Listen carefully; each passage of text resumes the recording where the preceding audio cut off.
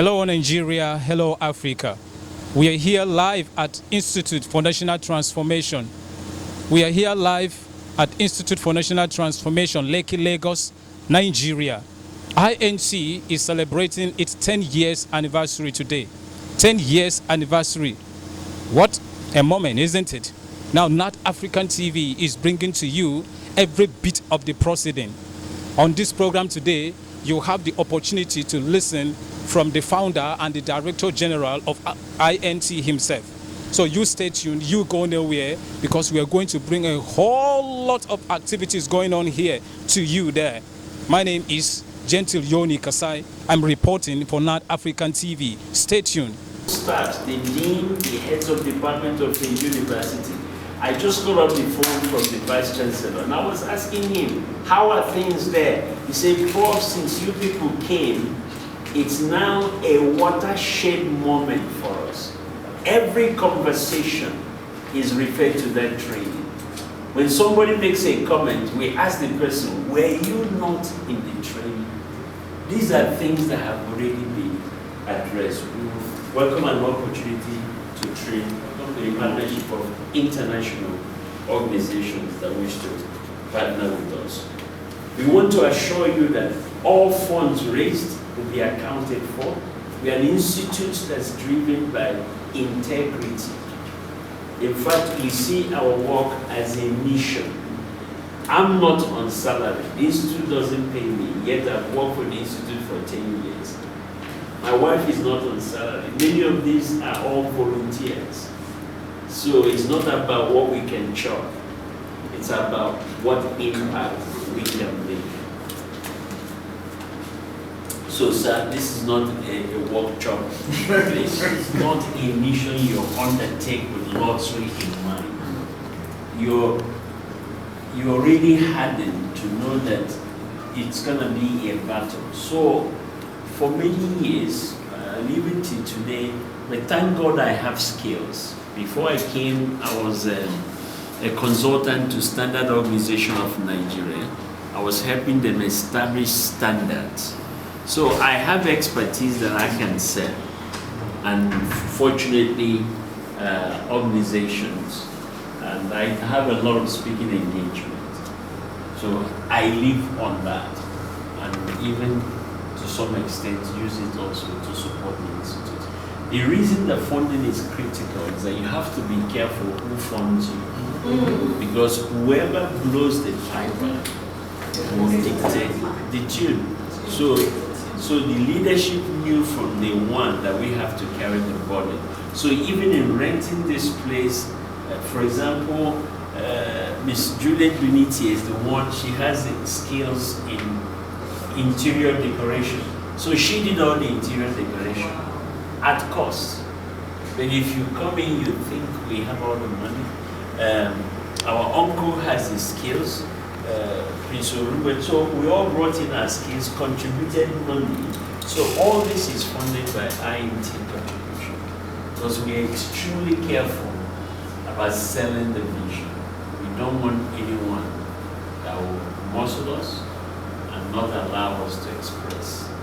But now we are ready to critically look at those that share the same value and give us our independence.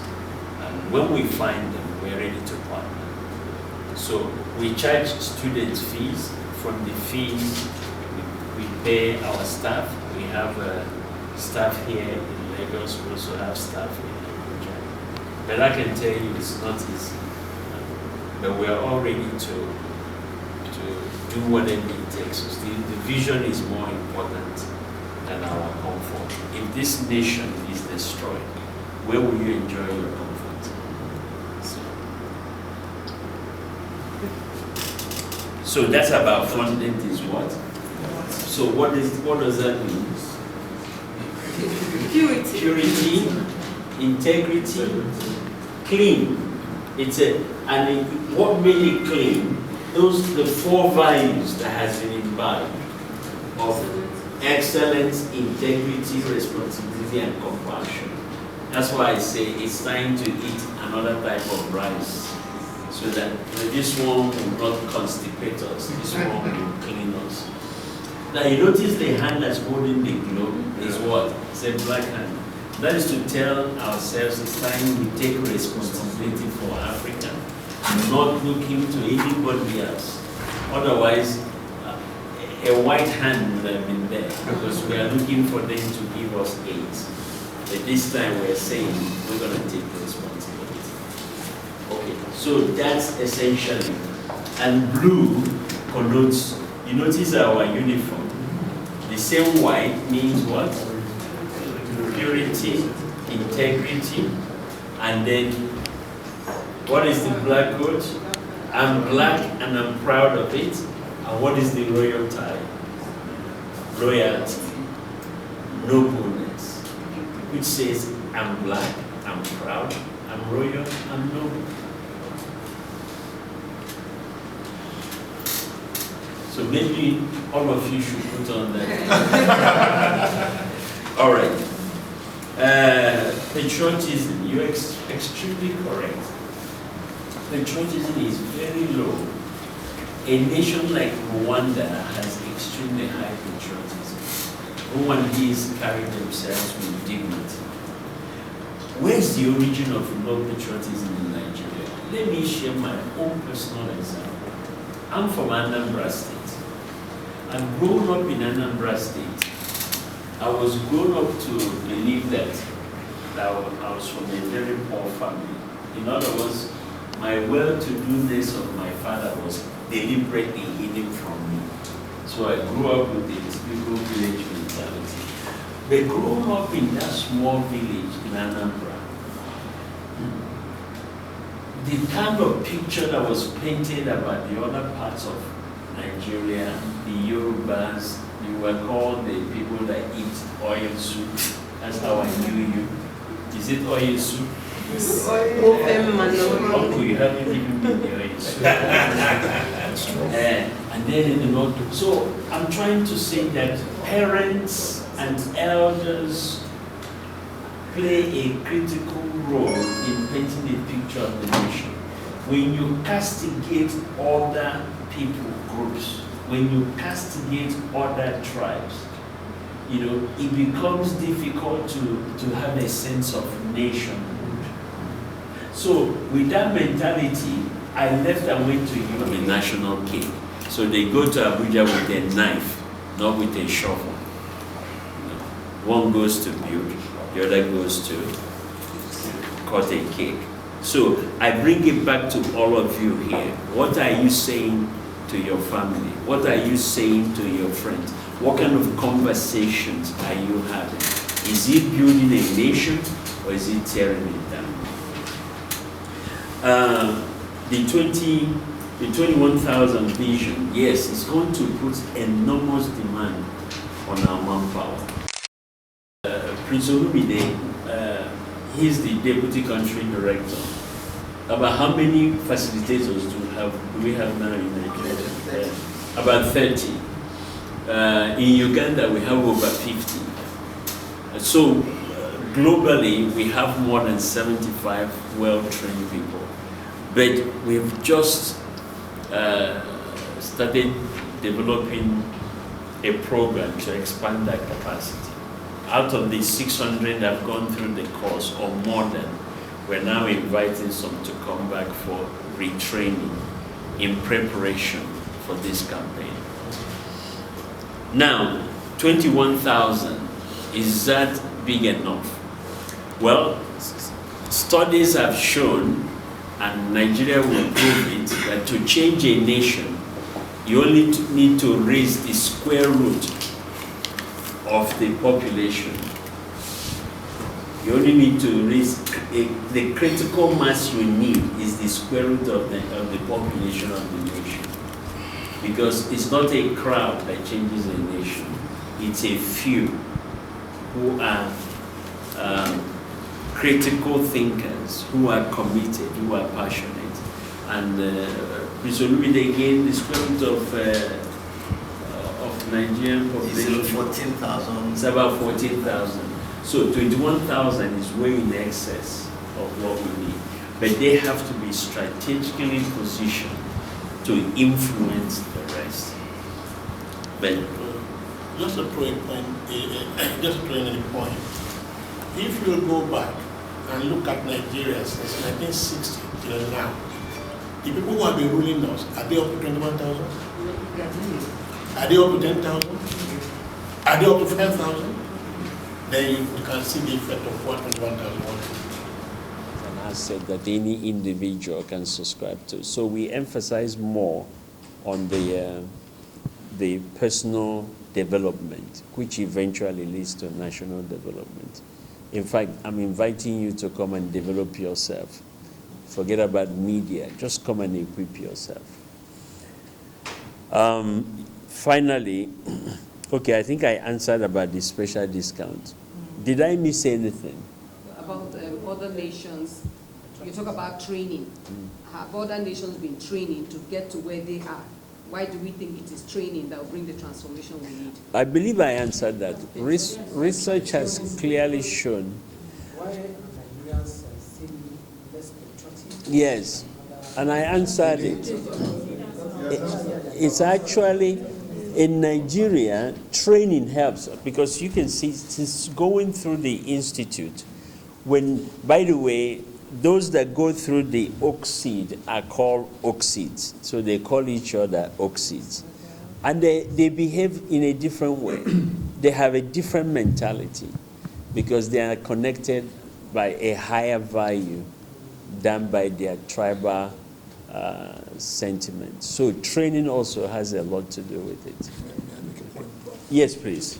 To the question as to why it would seem that Nigerians have a passion that they display and indicate their hatred for the nation. In addition to what the Prof has shared, we also teach in the Institute something that we believe is lacking in this nation. If I ask you, as a gentleman of the press, what would you say is the most dominant, compelling national vision driving every single Nigerian? You're going to be hard put to be able to answer. Because truly speaking, there is none.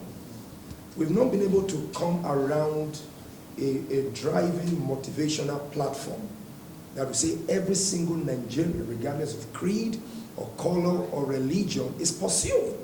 And we think that when such a thing remains missing, it's going to be difficult to galvanize our immense number to be able to get the kind of results that we need. We teach that in the Institute also. And that, like Prof said, arose from the fact that a lot of our founding liberating fathers, were driven from parochial tendencies. Each of them had their sections that they represented and not ultimately the nation. And when you come to the Institute, one of our many lectures will help you situate where that came from. The fact that even in our independence process, the seed for that was laid. But all of that will be something you can learn in the course of the training. Yes. We need to understand, especially as Nigeria, one of the things that have helped us in the Institute is that Prof has made us drive into history. And when we say history, histories of nations. Nations all over the world went through what Nigeria is going through. There was chaos in their land. But through specific civic education, to civilize their nation, they incorporated the teachings into their primary schools, into the secondary schools, into the universities, into the religious sectors. And that's what we want to see when Prof is talking about engaging even with governance, is that if we want a new nation, a civilized nation, a civic nation, a nation that is functional, training cannot be undermined. And when we say training, from the nursery school we're talking about it, from the secondary school we're talking about it, university we're talking about it, in media we're talking about it, in the churches we're talking about it, in the mosque we're talking about it, until that national vision becomes our passion and is taught. It cannot be assumed that a man knows what Nigeria is all about. Like the new generation did not know about what the war was all about. So everybody's assuming that we just fought in the 60s. There was an issue. So we need to raise the society. England had to do it. Singapore did it. They had to train and retrain their people. And that's why as an institute, we are fundamentally a training institute to imbibe those values as we transfer down the generation. And that's the key, to see that ripple effect of a new mindset being raised in the nation. Thank you. Okay. Any more questions? That the Nigerian issue is an elite issue. And let me explain that. Of course, pilgrims go to different places, but often it's for tourism. So we approached them and said, can you give us 3 days of all this time? Can we just take 3 days, seclude them in a hotel, wherever they are, and train them on these national values? And they agreed, allowed us to do some experimental training. So in 2015, we trained close to 1,000 youths in these national values, training them on principles of nation building, personal development. And so just to tell you that we are also reaching out to youths. And speaking of which, one of us here, her INT project was creating a special program to reach the elite. And can you talk about your... That question you raised is very pertinent. In a population country like Nigeria, and the only way we can get to the basics, which is what I call it, is by reaching those we call the masses with the same ideology that the elites need to work with. That doesn't mean the elites know more than the masses. In fact, there's some more people in the masses that have character when you look at it in the ratio of who does what is right in terms of integrity. So how do we intend to get into the mindset of all? Well, my name is Philip Igbenijesu. I serve with the Institute as the Regional Executive Director for West Africa. And of course, by that, quite a lot of responsibilities are on me. I also am a member of the International Governing Council, while also sitting on the Nigerian board of the Institute. I also work as a senior faculty member of the Institute, conducting trainings in many nations of the world. Well, that's interesting, sir. But a lot of your viewers there would like to know what does this INT, Institute for National Transformation, is all about? Well, INT, like we stated, our vision is to raise value-based, no-excuse leaders who will be able to transform their societies to higher levels of performance. One of the things we found out is that, strangely, rather in a very intriguing manner, all over the world where you find the black race, there seem to be the indices of underdevelopment and all kinds of underperformance. And that is part of what the Institute is set to address. We believe that that ought not to be so. But in order to be able to effect the change that is required, certain requisite knowledge is needed, change of values, change of approach to life, and all of that. So those are the major things the Institute is all about, trying to teach our people on the necessity and the process to be able to navigate the change or the turns that are needed to be able to help our people move from where they are to where they can be and should actually be. That's what this is all about. So, can you tell us how long have you joined INT and why? Okay. I by secular training, I used to practice law, but I'm a vocational pastor. I'm privileged to be a pastor. And I've always wondered why the yawning gap and disconnect between what society ought to be and what it actually is, despite the preponderance of Christian churches and even other religions around. I just knew there was a disconnect. And what INT has done, that's the basic attraction, is to be able to help us see what the gap is. Why is it that there seem to be many churches in the country, and yet we rank very high on corruption perception? We rank very high on that development. All the basic indices for the well-being of man, it's at its lowest ebb. I knew there was something missing. And so one of the things the Institute has done is to provide a solution, to bring an explanation for what it's all about. And so when I came in contact with the Institute, actually it began, much more in the United States, where I was sojourning there.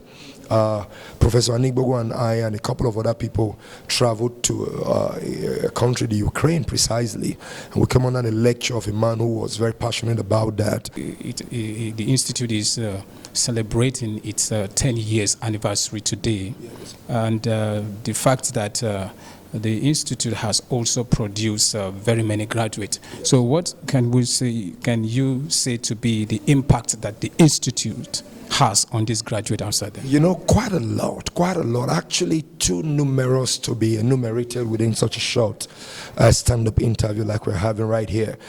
First and foremost is the fact that the Institute is in several nations. Beyond the 8 nations that were mentioned, the Institute has done extensive work. For instance, by virtue of my role as the Executive Director for West Africa, I've led a team to Ivory Coast, I've led a team to the Gambia. If you check on the 8 nations we mentioned, the Gambia is not there. We've been there. We've done extensive work in Ghana. I think the 8 nations that I mentioned are just those nations where we have full standing offices. If it's for nations where we have gone to do the trainings, it's way more than what we just enumerated. Now, in all of these nations, all the participants have always left with a clear conviction, first and foremost, that change is possible. Not only is it possible, the wherewithal, the methodology, the systems which they need to adopt and utilize to be able to get to where they need to be has also been delivered to them. So as an institute, we've been able to achieve a lot in that regard. We've spoken to a number of national governments, governmental institutions, the military, church, education, and all kinds of places. Now, because of the nature of what we do, we don't want to be the ones singing our praises. What we're going to be doing very soon is to chronicle, maybe on our website or something, the achievements of our Oak Seeds. That was the graduate of our flagship program across the nation. Let me give you just one example. There are too many. By virtue of what I know, as a pastor, the organization I lead, called Word Assembly, we're engaged in a lot of CSRO in the educational sector. We have a free school bus that help commute children back and from to and from school every day. We run a club we call Team Club that empower public school students. In fact, over 200 of them are on a continuous training every month. We run all kinds of rehabilitation home. One of our organizations from our church also is called The King's Daughter, and we just opened a rehabilitation home for ex-sex workers. I can go on and on. We are constantly engaging our community. During the independence celebration, we're engaging public school teachers and all of that. That's just one. We have people in mental health. We have people in schools, go to schools every week. We have people, doing all kinds of things, quietly and on the ninth, and all kinds of engagements in the 7 spheres of society. We have people doing stuff to occasion change. So it's a lot. It's a lot that we're doing. And when you put a number together, over 5,000, with everyone engaged in one sphere or the other, I think you can begin to imagine what level of cumulative impact and effect the Institute has had on society. Wow.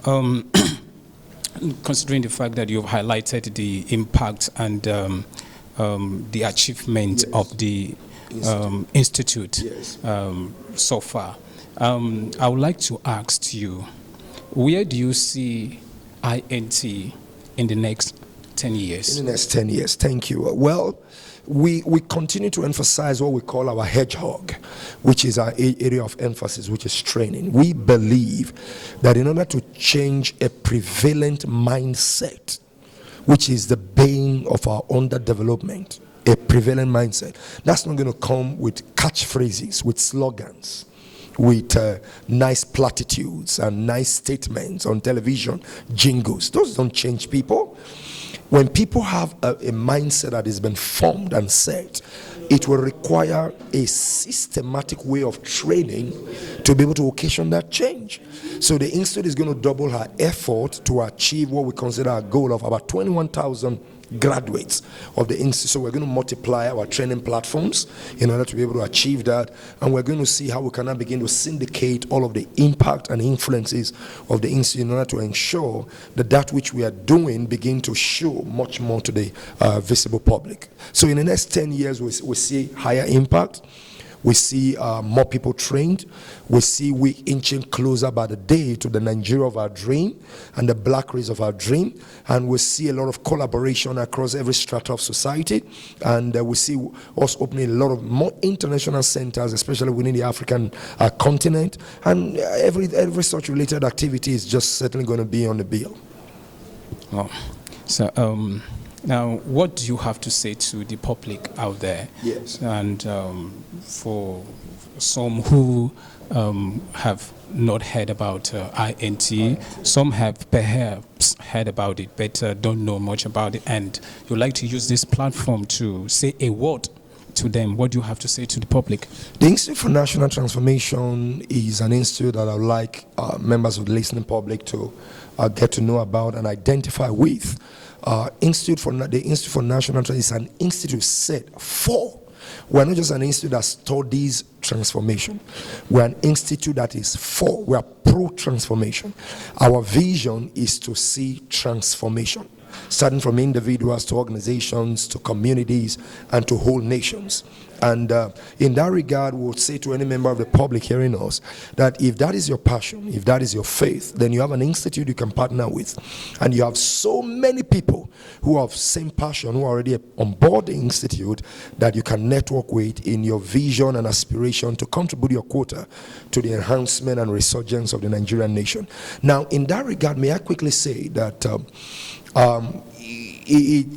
we need as a people not to lose faith, not to lose hope on the possibility of the Nigerian project. We've seen nations worse off than the Nigerian situation that today are glorious. I mean, there are many nations all over Africa, all over the West that have done excellently well. And we believe that it was possible with them, we also can accomplish the same level of results. So let me use this opportunity to say to everybody hearing us that Nigeria can change. Not just because all things are possible, but because the knowledge and the commitment is available within the nation, and gradually, we will see that come to pass. Margaret Mead, an American anthropologist and sociologist, is the one that said that never mind that a small, committed, thoughtful people can change a nation. In fact, it has always worked and it can work again. So on that note, I will call on members of the public not to lose faith. Amongst the many intervention agencies is the Institute for National Transformation, and we call on them to partner with us. Thank you so very much, sir, for your. I'm Professor Vincent Anibog. I'm the Director General of the Institute for National Transformation. It's very good. As the Director General for Institute of National Transformation, so today, INT is celebrating its 10 years anniversary. So how has the journey been so far? Well, just like any journey, the beginning of any journey is not easy because you're trying to convert an idea and make it a reality. It's fraught with all kinds of challenges. First, of leaving America and moving back to Nigeria and settling in Nigeria and starting the vision in itself is a challenge. But looking back, it's a journey I will never trade for anything else. It's been very fulfilling, both in terms of my personal development and also the lives that have been impacted. So it's very fulfilling. Thank you very much, sir. Sir, we'd like to know what's the meaning of INT? INT stands for Institute for National Transformation. It's an institute specifically to raise the kind of leaders that can impact their environment. So our focus is squarely on imparting knowledge, skills, and also proper leadership attitude to people so that they can not only discover their passion in life, but be equipped to embark on it. And that's pretty much what the Institute does. Sir, as the founder and the director of INT,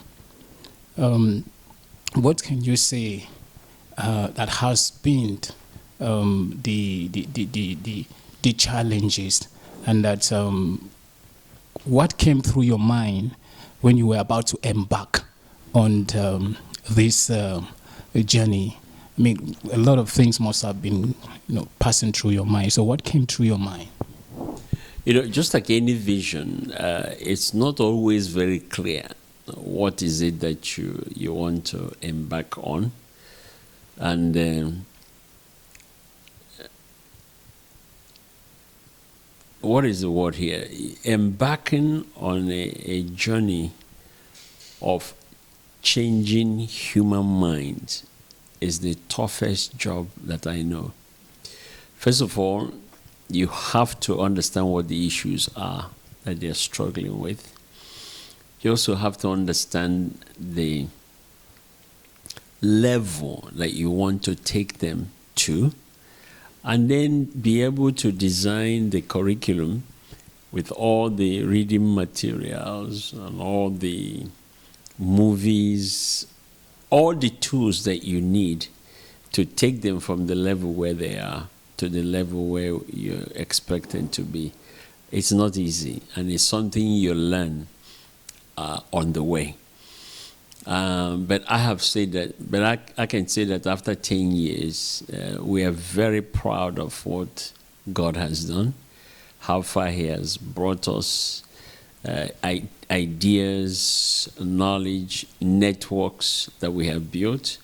And it's a very rewarding, and we are still growing. And so we are looking forward to the next phase of our growth and development. So your banner captures a lot of countries like Nigeria, Cote d'Ivoire, USA, UK, and so on and so forth. Are these the countries that INT is targeting to reach, or INT has already established itself there? These are the countries we already have presence in. We've already raised leaders in those countries. Although in some countries, the vision has succeeded more than others. But nevertheless, we have presence in those other 7 countries other than Nigeria. We are believing God that starting next year, we will start going around, not just planting new centers, but also strengthening the ones that we have planted.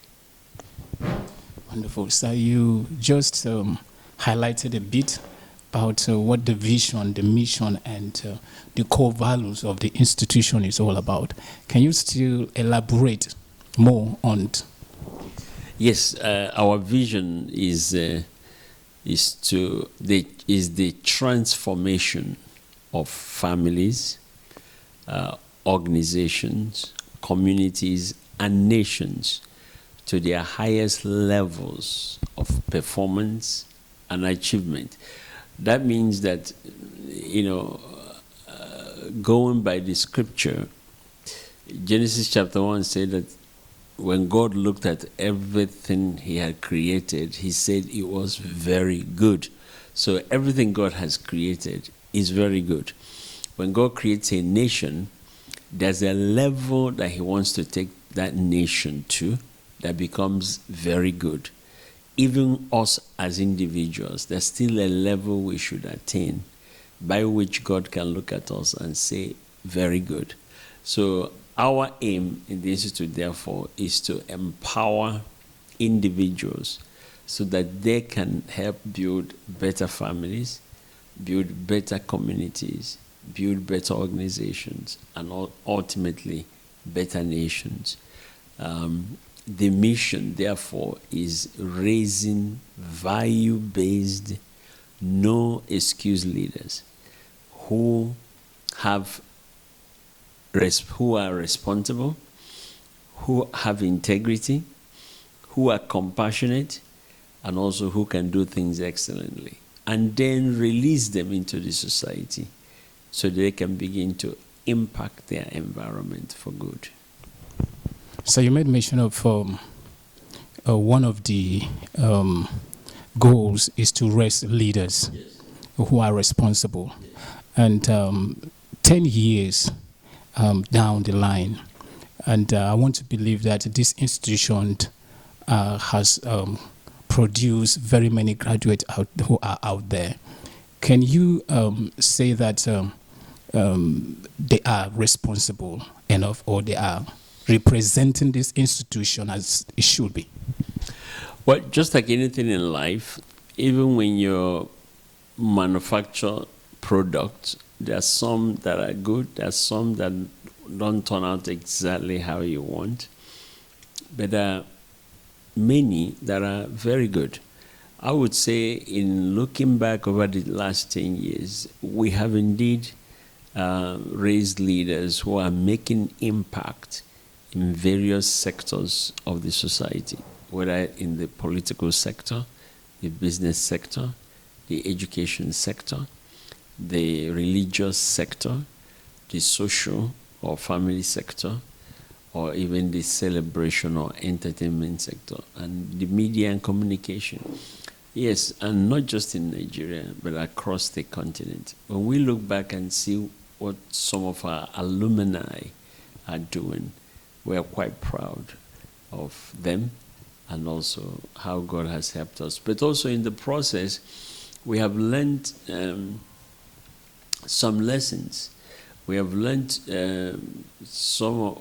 how to tweak and modify the curriculum so we can have greater impact. So even how we train today is not the same as how we started 10 years ago. We've made a lot of changes, both in content and in methodology. So we believe that we will achieve better results the next 10 years around.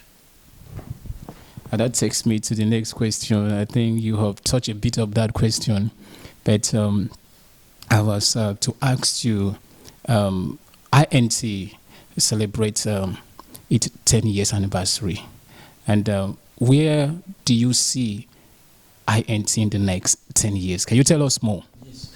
In the next 10 years, number one, we should have our own facility. Number two, we should have well-defined programs. The leadership faculty would have grown, and we should be awarding master's and doctorate degrees in different aspects of leadership. Number two, we also want to establish a center for entrepreneurial development, so that you don't just give skills to people, but you also teach them different types of businesses. And thirdly, African raw materials are still very much in their raw stage.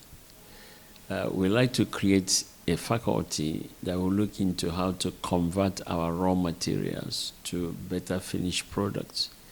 And that will be done through research and development. So in 10 years from now, INT will be a full-fledged university, at least focusing in 3 core areas: leadership development, entrepreneurial development, and research and development to add higher value to African resources. Thank you, sir. Lastly, I would like you to summarize what do you have to say for the public, to the public out there. Some members of the public may have not heard about INT, and some perhaps have heard but do not know much about INT. In summary, what do you have to say to the members of the public? One is that INT, we believe, is a vision birthed by God to empower the common person. It's not an elitist institution. Therefore, I want to urge people who believe that they can do better, they can go higher in life, I want to invite them to come and go through some of their NT courses. Welcome back. I told you initially that it was going to be full of excitement, isn't it? And of course, I believe you did have a very nice time. As for me, I did. I can substantially say that this is an institution of transformation. You heard it all from the founder, the Director General himself, that this institution is out to transform lives. I remained Yoni Kasai Gentle.